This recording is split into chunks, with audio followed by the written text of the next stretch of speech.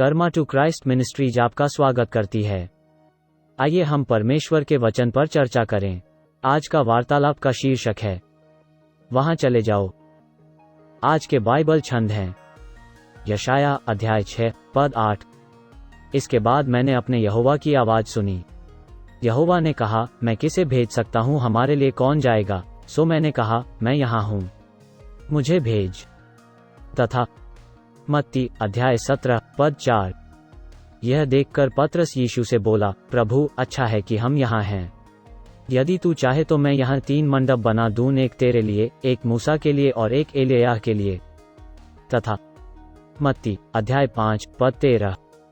तुम समूची मानवता के लिए नमक हो, किंतु यदि नमक ही बेस्वाद हो जाए तो उसे फिर नमकीन नहीं बनाया जा सकता है। वो फिर किसी काम का नहीं रहेगा, केवल इसके कि उसे बाहर लोगों की ठोकरों में फेंक दिया जाए। परमेश्वर के पास आपको भरने का एक ही कारण है, और वो है आपको उंडेल देना। चर्च की दीवारों के भीतर एक ईसाई होना पर्याप्त नहीं है। यह हमारे सुविधा क्षेत्र से बाहर निकलने का समय है। जब हम अन्य विश्वासियों के साथ इकट्ठा होते हैं तो हमें परमेश्वर से जो मिलता है वह हमारे आसपास के अन्य सभी लोगों को प्रभावित करने के लिए उपयोग किया जाता है।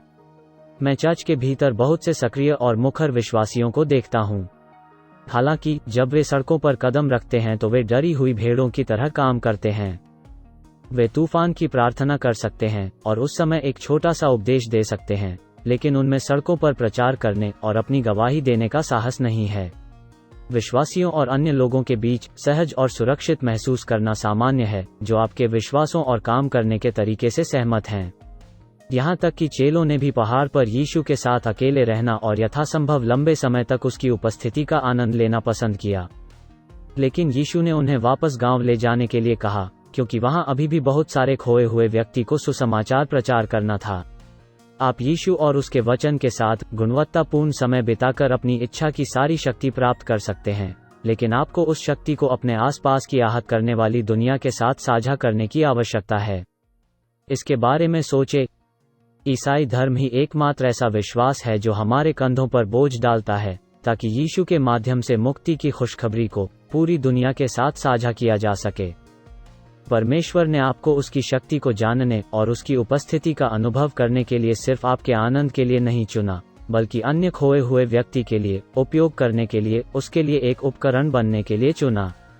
उसने हमें बुलाया है और हमने उत्तर दिया है, लेकिन बुलाहट हमारे उद्धार और हमारे आशीर्वाद से समाप्त नहीं होती है। याद रखें, मसीह ने कहा था कि हम संसार के नमक और ज्योति हैं। आइए हम वो सब बने जो हम हो सकते हैं। मसीह आपके लिए क्या कर सकता है, इस पर ध्यान केंद्रित करना पर्याप्त नहीं है, बल्कि यह खोजना शुरू करें कि वो आपके माध्यम से क्या कर सकता है। आइए प्रार्थना करते हैं।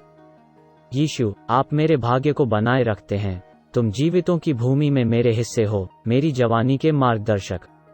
धन्यवाद प्रभु कि हम आपकी उपस्थिति का अनुभव कर सकें और उसका आनंद उठा सकें। हमें अपने प्यार से भरने और हमें अपनी महिमा दिखाने के लिए धन्यवाद। हमारी बुलाहट की पूर्णता को न समझने के लिए हमें क्षमा करें। यह न देखने के लिए कि हम आपके वचन से दूसरों को बदलने के लिए रूपांतरित हो रहे हैं। अविश्वासियों के कहने से डरने और अस्वीकृति से बचने की कोशिश करने के लिए हमें क्षमा करें। हमें हर स्थिति में सुसमाचार साझा करने और जीवन को बदलने के लिए आपके द्वारा उपयोग किए जाने की क्षमता दें। हम पृथ्वी के नमक बनना चाहते हैं और हमारे लिए आपकी इच्छा को पूरा करना चाहते हैं। हम यीशु के पराक्रमी नाम में मांगते हैं। आमीन।